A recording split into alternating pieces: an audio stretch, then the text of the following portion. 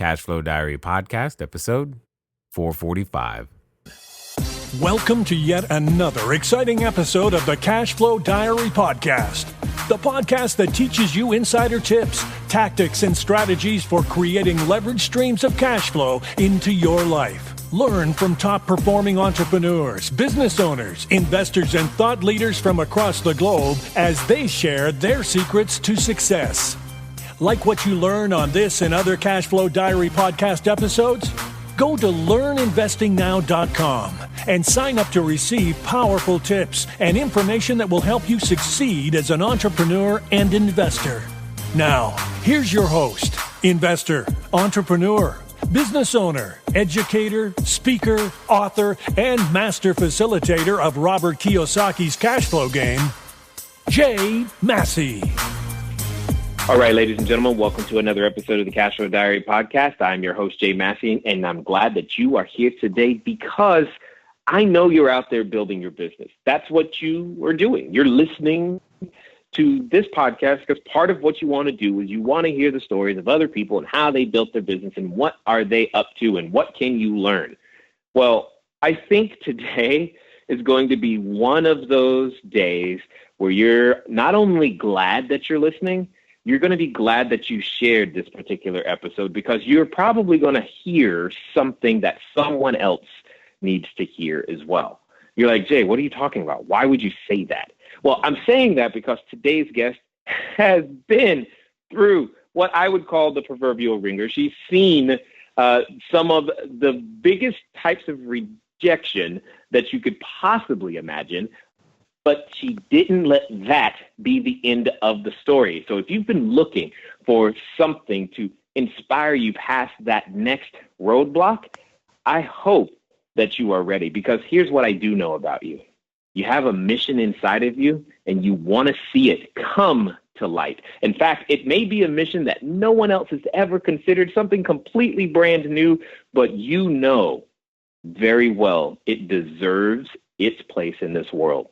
And I think today's guest is going to be able to help you understand that completely. I have with me none other than Neale Godfrey. Now, understand this. Her list of accomplishments is long, very long. So when I say that, she was one of the first female executives at a bank, presidents of a woman's bank, that she had a passion and still has this passion to teach financial literacy, not only for women, for children, for wounded warriors, etc.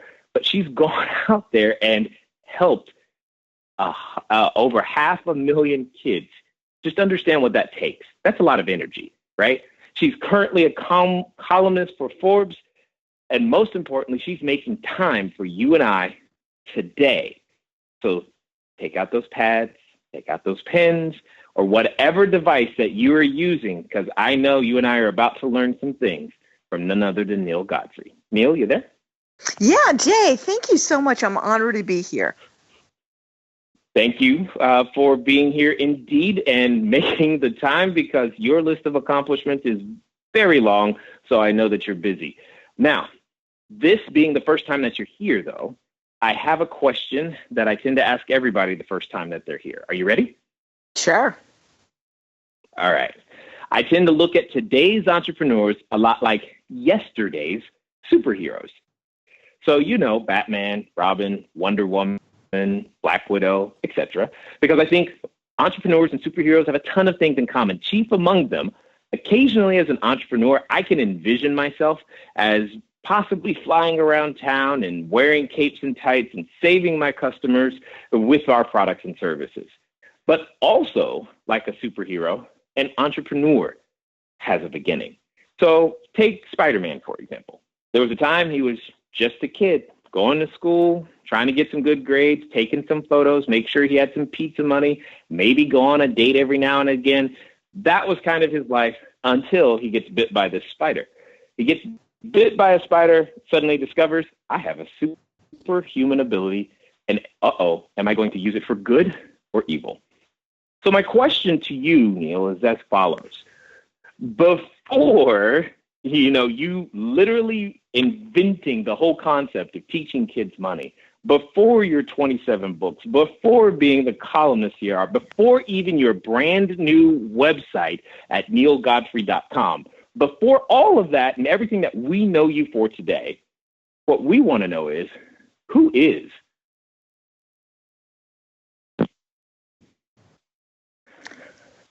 Well, if you really asked me who I am, but the question really is, what's my superpower, right?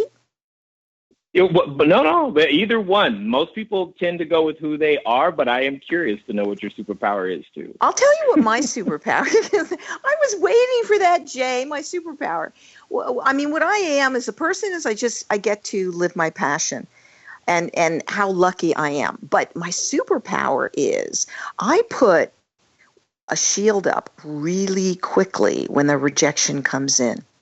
Because you know what we're most afraid of? We're most afraid of people saying no to us. We live our lives that way. And we're afraid of being embarrassed. We're afraid of people saying no. We're afraid of that cute boy rejecting us. We're afraid of getting fired. We're afraid of all that stuff, Jay. And you know what? I put the shield up. I put it up really, really quickly. And what I do is I say, you know what? They didn't mean no. What they meant is they didn't understand what I'm doing, because if they really understood what I'm doing and what I'm saying, they would be thrilled to be doing it with me. So I didn't do a good job explaining it. So that's what rejection comes in, and that shield goes up. And you know what? If more of us develop that shield, we'd have a different place. People would be the entrepreneurs that you're teaching them to be. And I love what you're doing. I love your inspiration. I love your energy. So that's my superpower, the shield. Got it. Totally. I like it. But I have a question, because, again, like all superheroes, entrepreneurs have a beginning. So did you just wake up one day awesome, or what was your process of discovery? Well, basically, I kind of listened to my own drummer. I didn't realize that until people would say it, because when I was doing stuff, it just seemed to make sense to me. For instance, as my mother pointed out to me, in kindergarten, when we, as little girls in those days, in the dark ages, we had to wear little dresses to school. Well, that didn't make any sense because they wanted us playing in the outside in the playground. So, and also my whole thing was, my costume at the time was cowboy outfits, boy cowboy outfits. So I had a black cowboy outfit and a white cowboy outfit. My mother actually tells a story that she convinced me to get two cowboy outfits because one always had to be in the laundry. She actually went to the superintendent of school and said, newsflash, this kid's only coming to kindergarten if she can wear her cowboy outfits. By the way, with matching hats, matching guns, which we were allowed to bring to school in those days, and matching boots. I just want you to know there was an ensemble. So I didn't know I was different. It just made sense to me. And P.S., nobody teased me because they just knew I was a cowboy. So yeah, that's the way it was supposed to be. I like it. Well, yeah, hello. And I think if everybody just felt that way, that it was like, okay, then I think we'd be different. So I don't know, maybe then, who knows? I think my first entrepreneurial situation was actually extortion. I had two extortion things that I did as a youngster. As a 6-year-old, our neighbor had grapes hanging over. They had vineyards, and they had a grape thing hanging over my yard. So what I did is I picked the grapes. Yeah, hello. And what I did, which was even more clever, on the back of a Chianti bottle, you could see sort of this Italian woman with the big basket and the grapes there with the grape leaves, and it looked really pretty. So what I did is put an apron on, and laid the grapes out. So I looked like the woman on the Chianti bottle, and went next door and sold them back their grapes. And they were so embarrassed that they actually bought their own grapes back. And I did this for a while until my mother was, what are you doing with the grapes and the apron and the schmata on your head? What's going on here?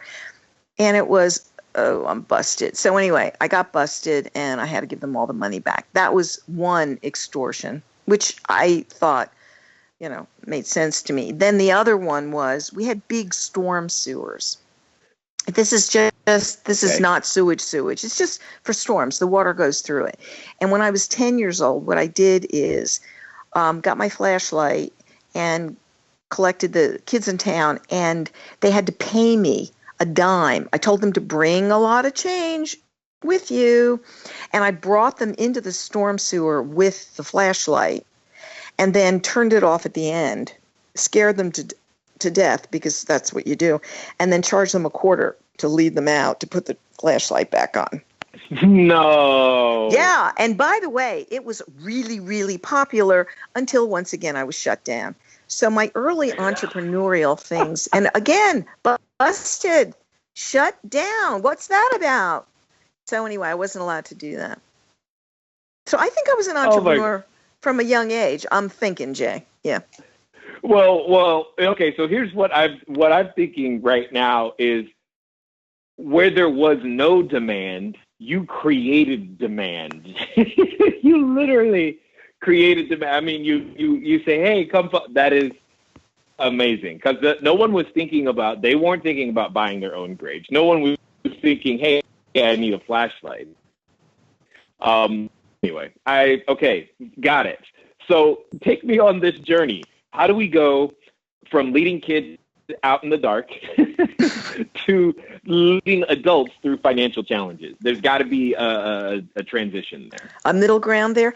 Well, I always worked. I worked from the age of 10, obviously, scaring people, all the way through adulthood. I mean, that's when I started working, and I worked my way through college. So you do a lot of goofy jobs getting through college. I did all those. And then I got out, and by accident, literally, I'd love to tell you that I had this design to go into banking. I didn't. I found myself by accident at this interview. Sure.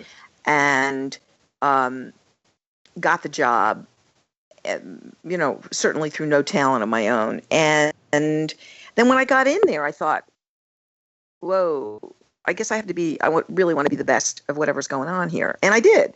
So they gave me lots of opportunities. I actually put together the largest merger in the history of the United States in 1981. At that point, it was the DuPont-Conoco merger. I think it was because nobody else wanted to do it, because all you could do is mess it up. And it was like, okay, I can do that. So I did. So I got a lot of opportunity, because, again, it's like, what's the worst that can happen? And they say no. And so, okay, you mess it up. All right, whatever. And, I didn't. So I kept gaining experience. And then you have to know when to cut. I knew I was never going to be president of Chase. That wasn't going to happen. So I was age 34, and I thought, what's on my list? And I want to be a bank president. And this opportunity came. And I became a bank president. And then, again, opportunity. As an entrepreneur, you have to have your eyes open. You have two things. One, don't be afraid. And two, keep your eyes open. So when I found out that women needed to be educated about money, and I did research and found out, why are we disempowered? Is because we were never taught anything as kids. So I went to look for books to teach my own kids, because I didn't want them to be dummies about money. And there were none. And after I had schlepped my kids to about 15 bookstores in New York City, my daughter, my 3-year-old, said, enough. Okay, enough about going to look for books about money. Mommy, there are none. Why don't you just write the books? And there was this moment that hit me. And she saw the look on my face. And she stood there and said, oh, whoa, you're afraid. Well, Miss Single Mother. Yeah. So I did what any great mother does. I crouched, established eye contact with my 3-year-old, and said, no, I'm not afraid. And of course I was. Of course I was afraid. Right. Then as an entrepreneur, and you know this, Jay, you have to have that big conversation with yourself. So I had it in the mirror, literally talking to myself. I'm a bank president. I certainly would be stupid to go be an entrepreneur, because to me, entrepreneur meant starving to death and working out of your basement. I mean, why would you do that? So yes, exactly. Right? I mean, right. I'm a bank president. No, I've got 2 kids. I'm sole support. I can't do that. Oh, okay, fine. And then I walk away, and then I came back. Really? Yeah. You're scared. Mm-hmm. Put on your big girl panties and go figure it out. You figured everything else out. Go figure it out. So in those days, if you're going to be an expert, I had to establish myself as an expert. So you go write a book. That was our calling card in those days. So I wrote a book. No, you didn't. You wrote 27. So let's be really clear. Well, I did. I wrote 27. Okay, I wrote 27. Yes, I did. Yeah, you do. You don't seem to stop at one. You don't stop at the beginning. You like to see things all the way through. But something that you've said a couple of times that I want to pick out, because while it's a foregone conclusion in your world, many people and many that are listening, in fact, let smaller things stop them. I mean, you specifically said, what's the worst that's going to happen? All they're going to say is no. And so what? You're afraid. Move forward anyway. I mean, you're saying these things as if they're just easy to ignore. Where does that come from? Because a lot of people, they don't have that. It doesn't. I'll tell you what the deal is. You have to honor the pain. Every time I got rejected, my deal was don't cry in front of them. I would make it out to the street before I'd burst into tears. I give myself exactly 3 hours wallowing in rejection. And I'm good. It entails ice cream, chocolate, and normally pizza in the wallowing period. I'm just telling you. I don't look great in tights. You were talking about Superman. No, you don't want to see me in tights. But screw it. But anyway, the fact of the matter is you need to honor the fact that that's pain. You don't just keep, la, la, la, la, la. And then you go, put your big girl panties on, and now what am I going to do? Because I have a choice. I can stop, which isn't going to make me happy, or I can keep going and figure it out. And there's an answer to it. Is it surround yourself by the right people? Is it try it in a different way? Is it you need to listen to them because you're doing it the wrong way? What? Are they afraid? Is it too big a corporation and they can't move past themselves? Which in the case of getting my first book published, they were too big. I went to the largest publishing company in the world, to Simon & Schuster, because I figured if I'm going to be an expert, I have to have the world's largest publishing company publish me. Okay, that made sense. Of course. They didn't want to take the risk. They're not going to take a risk on me. Number one, they don't know who I am. And number two, it's a new topic. We're not going to start that. So their whole thing was they weren't going to do it until someone else published it first. So what I did is I knew how to do leverage buyouts from my days at Chase Manhattan Bank. So I bought a publishing company in order to publish my first book. Not with my money, by the way. I did a leverage buyout of a division of Macmillan under the proviso that I'd run the company, which I didn't want to do, that I would be, president of the publishing company if they published my book. And that's what we did. So they published my book. I sold 50,000 copies, and then I sold the company. And then I went back to Simon & Schuster. There's something that's interesting that's occurring to me right now, because I got to ask you specifically this, because someone listening today, is like, when you say that there's a publisher and they said no, and you had to find a way around. I mean, in today's world, if you want to write a book, you write a book, you sell it on Amazon, you do your own thing. So I'm kind of curious as to how you view, I guess, if you will, the entrepreneurial landscape because to me, I don't have your level of experience, but still to me, it feels like the barriers for entry have all but disappeared. Oh, yeah. Oh, my God. Absolutely. When people say that they want to write a book and they need an agent and stuff, no, don't do it. You've got the world of media in front of you. Absolutely. Self-publish the thing and get it out there. What you have to do is, in today's world, is the get it out there part is what the challenge is. Write it. Be proud of it. Yeah. I don't care if you blog it out there. I don't care how you get it. You've got a voice, and you're right. That barrier isn't there anymore. Nope. No. So with that, okay, so then let's have this conversation. If that barrier isn't there, what are today's entrepreneurs fearing when it comes to rejection? Because there's not like we're going to Simon and Schuster, because we don't have to. I mean, and if you want to do video, you go to YouTube. If you want to do audio, go to podcasts. I mean, there's nothing. I mean, you have a phone. In fact, if you're listening to us right now, you have the very device that can actually create the media you're talking about. So what help me? How do you see these things today? This is interesting. Here's the problem. It's getting the people to listen to you and getting the eyeballs to watch you. You know, because most of those videos are, number one, ridiculously controversial, or watching, you know, a cat dribble a basketball, which is mildly interesting, but not that interesting.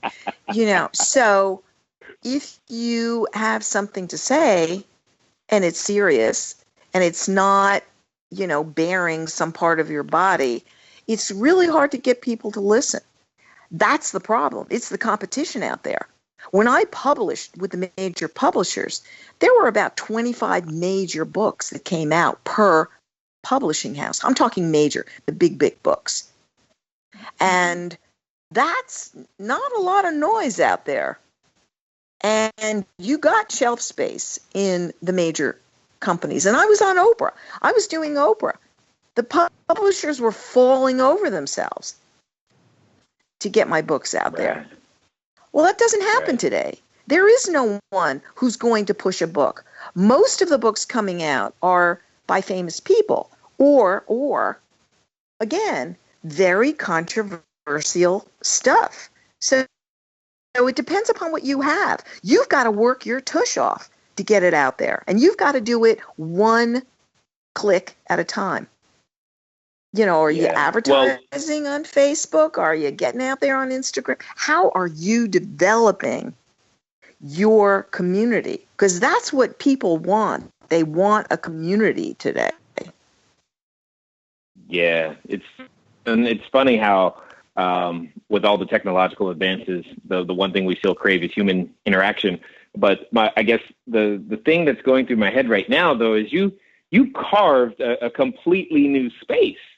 You know, when it comes to teaching kids financial literacy, I mean, that didn't exist. There was no community for you at that time. I mean, today, sure, it's kind of accepted, but what would you say to that entrepreneur who's listening and thinking about developing something that no one's heard of right now, but is feeling a little discouraged? Hello there, entrepreneur. This is Jay Massey, and what I want to say to you is that the number one mistake that I have ever made in business, number one, has been waiting too long to do the books, waiting too long to get the bookkeepers, the accountants, the CPAs, the CFOs involved, and I don't want you to make that same mistake. That mistake cost me over 6 figures, and now for a significant discount, you have the ability to get your books together using FreshBooks. So what I want you to do is I want you to go over to gofreshbooks.com/cashflow diary. Again, that's gofreshbooks.com/cashflow diary. FreshBooks is the easy to use software designed to help you, the small business owner, the freelancer, get organized and save time on invoicing, getting paid faster, keeping those books in order so that it becomes a bonus for you to do your taxes as opposed to a burden. Go over to gofreshbooks.com/cashflow diary and get started today. And now let's get back to the rest of the story. Keep going. Number one, try to really define the market. Really talk about how you differentiate yourself. And the fact of the matter is the big leaps in innovation take place when it doesn't exist and you actually create the need. Like, you know, with Apple, it didn't exist. I mean, he had to create a need. Amazon, Bezos created the need. We didn't even know you could use a computer to buy things. And he started selling books and created the need out there. We don't know that we need certain hand creams and face stuff and foot things and purple hair and whatever. So, you know, we didn't know we needed purple hair. So find out how you are going to differentiate yourself. And you know what? You don't even have to invent it. You can create something that's better, smoother, faster, whatever that is, more unique. We didn't know. Look around your room. Yeah. Look at all the stuff that you don't need. I do need purple sneakers, right.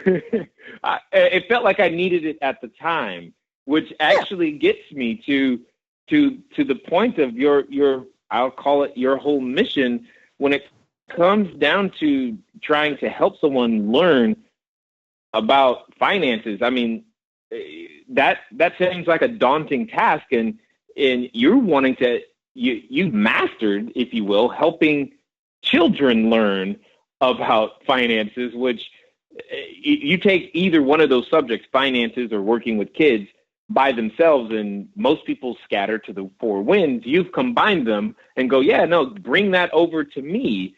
So where does that come from? I teach all people about money. Here's the deal with money. Sure. Money is this exclusive kind of club. And just like medicine, they speak their own language. They want to be in the club. They're real smart. Well, here's the deal. I take what seems to be daunting and sophisticated and make it simple. Because my whole thing is, if you can't explain it so I can understand it, then you actually don't know what the hell you're talking about. So all I do is take all that stuff and make it easy so that everyone goes, that's all I have to know about investing? Yeah, that's it. That's all I have to know to buy a car? Yep, that's it. That's all I have to know to have that conversation with my husband about money? Yeah. My mother-in-law's in my face about something with money? That's all I need? Yeah. And that's it. And we fight more about money than we fight about any other topic, and it creates more stress in our lives. 80% of all divorces are due to money issues. But if you can communicate and you have the language to deal with it, guess what? You start understanding all the emotional baggage that you took into that relationship around money. And then that's all it is? Yeah. It's the business side of our lives. It's not the emotional side. Get out the emotion. That's what I teach people. I make the conversations easy, whether you're talking to or you're talking to your kids. Make it simple. And you know what? Stop making it the biggest secret in the family. Don't expect those kids to be raised to be financially responsible if you don't talk about it. Huh. You know what? That's interesting. It's easier for us to talk about sex than it is to talk about money. And with sex, you have to take your clothes off. Come on. That's an interesting perspective. But let me ask you this. When it comes to, money in and of itself and the kids, that does seem like a misplaced expectation to go, hey, my kids are going to be great with money, but I've never shown them anything. What would you say are, like, if a parent comes to you and says, all right, Neale, I can only teach my kid 3 things about money. What are those 3 things that I need to teach my kid? What would you say? Number 1, the only way you get it is to earn it. So the kids need to be incubated within your household to be put on an allowance to earn money. And they need to learn to earn, save, spend, and share. So you have to teach them the habits of what a budget is, and the habit of saving, and the habit of giving. And then the next thing is show them. Come clean with them, for God's sake. Show them bills. Show them how it works. Show them a real budget. Show them a real electric bill. Show them that their behavior has consequences on that bill. If you have a conversation with the refrigerator door open, you're costing this family money. Cut it out. And I'll add another 4. Finite budget. This is the amount we have to spend. That's it. Interesting. It's funny that you mentioned the refrigerator door, because I've been actually talking with my own children about their bedroom lights being left on consistently for no reason at 8 a.m. in the morning. Yeah. So I think Yep. you've just given me an idea of what I might need to do. So this is good. I like it, and it's practical. Go I ahead. have a character called Schmutz because we all have Schmutz? schmutz in our life. Schmutz. And schmutz is a metaphor for it doesn't matter who creates the mess, we all have to work together to clean it up. It could be an ecological mess or it could be a financial mess. And I have little schmutz stickers. And by the way, Tom Hester, who created Shrek, created Schmutz with me. I spent 2 weeks with him at his home in California, working with him to develop this character. And I couldn't draw if you put a gun to my head. So, you know what? That's another thing with being an entrepreneur. You have to know when you're outside, you need help doing things. But anyway, I have schmutz stickers, and I have the kids walk around the house and do their own energy audit. Put a sticker by the things to remind you not to create schmutz. So put a schmutz sticker next to all the lights. Put them next to where you plug in the your cell phones and on the TV and on the refrigerator to remind us not to create schmutz. I like it. And then you actually make it fun. So that at least I can see. Well, I see right now I was envisioning my son putting stickers. I don't know if he just puts stickers on everything. So I'm just thinking he's going to put stickers on everything. But he would enjoy that process one way or the other. Now, you also do some or have done some work with the veterans and wounded warriors, if I understand correctly? Yes.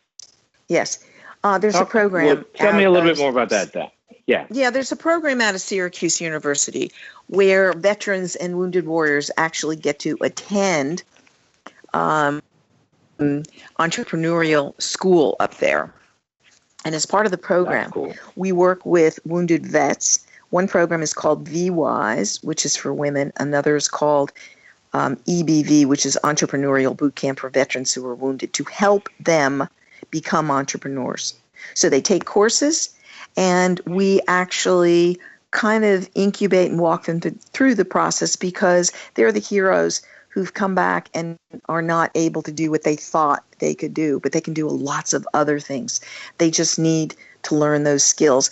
And one of our vets actually even won Shark Tank. She had a great idea. So that's what we do. And you know what?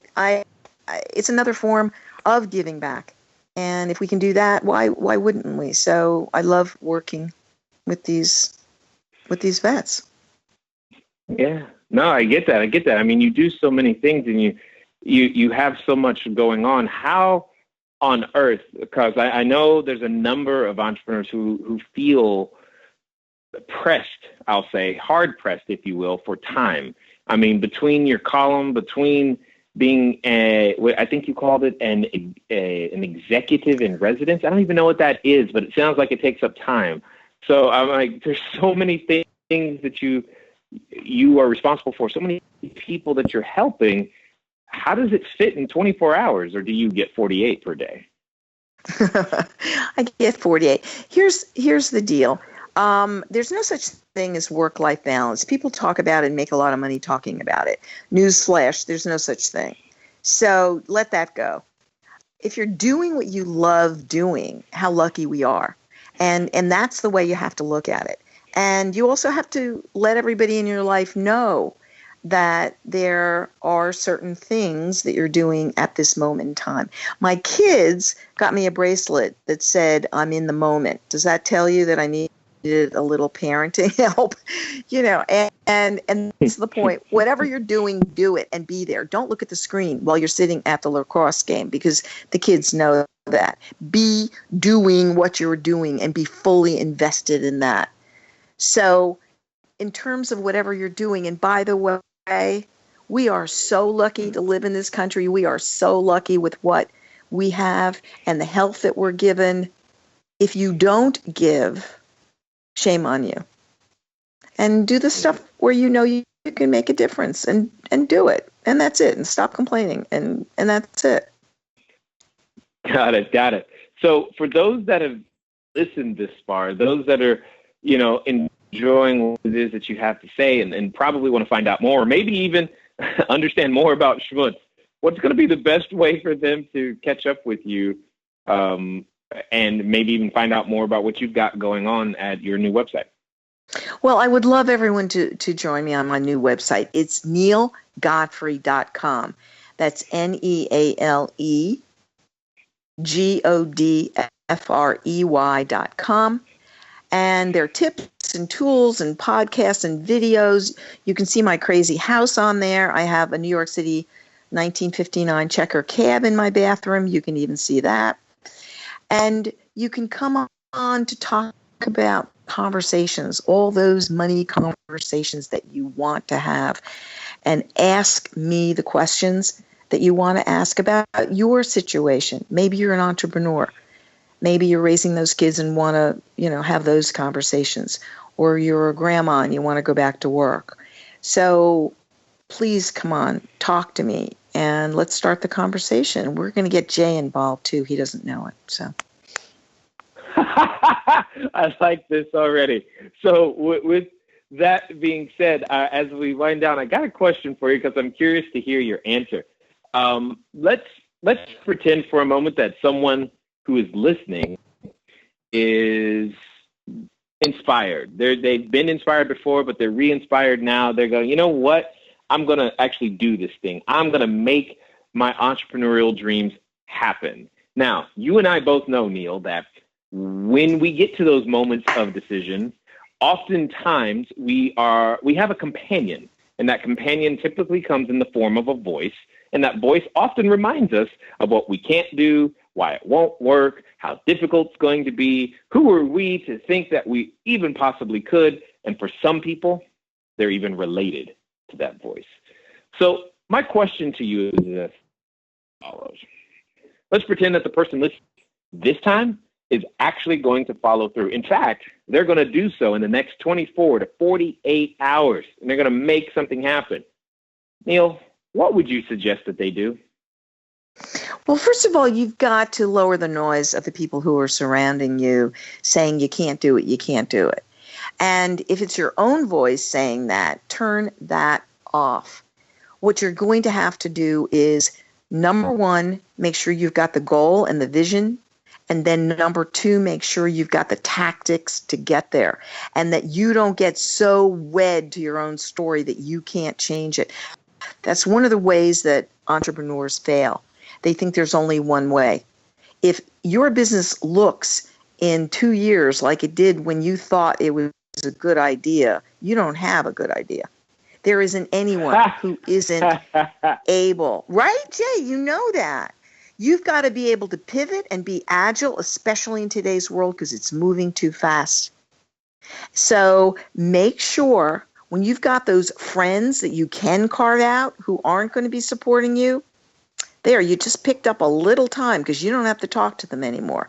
It's harder to fire a partner, albeit I've fired husbands. But the fact of the matter is that you need to have the support. You also need to articulate what your needs are. You need to say to people, I'm afraid. This is scary stuff. And as an entrepreneur, if you don't wake up in a cold sweat at 3 o'clock in the morning, then you're not out on the edge. So you're supposed to be doing that. If you can't stomach it, then maybe you need to have a different job. And that's fine too. You are not a failure if you need an infrastructure. That's okay. The failure is not understanding yourself and what excites you. So that's the failure part, is not knowing yourself, not saying, you know what, I'm going to work at Home Depot. I cannot do this by myself. I'm not going to invent a hammer all by myself. Can't do it. That's okay. All right. You know what? It's funny that you say that. I just had one of my first staff members tell me a couple days ago, literally said, there's too much freedom here, meaning working with us. There's too much freedom. I can't handle always having control of her workspace, where she gets the work from. Mm-hmm. And I need more structure. So I need to end my time. And I'm just like, wow, no one's ever told me that There's Yeah. too much freedom, and that doesn't work for you. I'm used to the exact opposite of that. Exactly. And it was the strangest experience I've ever had with someone, that now I have to go find a replacement for. But still, it was like, that is a unique understanding of yourself right there. So I totally appreciate it. I still don't understand it, but I totally appreciated it nonetheless. So I think there's merit in what you're saying there. Yeah, totally. She did you a favor. What happens when you spent more time training her and getting her involved, and then she said, you know what, I'm not cut out for this? You could have mentioned it a little bit before. Yeah. Indeed. I had an assistant who was great and really efficient. And I had moved into my new place, and, fuchsia is sort of my background color. Okay. And she said, I can't work in color. Now, I thought she was kidding. I didn't listen. And she couldn't. She literally couldn't function with color around her. I mean, it's like exactly what you're saying. And it was like, wow, thank you for telling me now, because I'm still painting.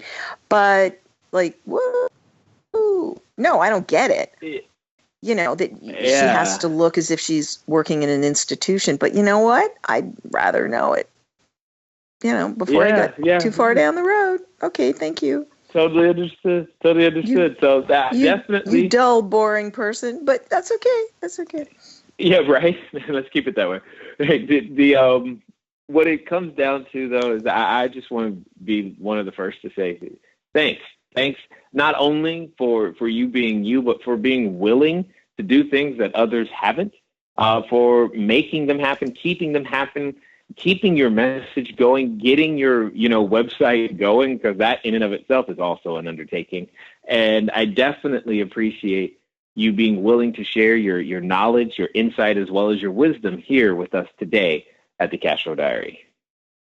Well, thank you. This has been awesome, and you're incredible. And I want people to join me on nealegodfrey.com. I want the conversations to keep going. I want you doing podcasts for us too, to talk about entrepreneurship and keep this going, because it does take a village, and you can't do it alone. And there are times that you're going to hit the wall and you need to talk to somebody and go, am I nuts? The answer might be yes, but you need to have that feedback. You can't be an entrepreneur in a vacuum. That's very, very true. Well said. All right, ladies and gentlemen, you know what time it is. It's time for you to move at the speed of instruction. What does that mean? That means get over to nealegodfrey.com, NealeGodfrey. Why?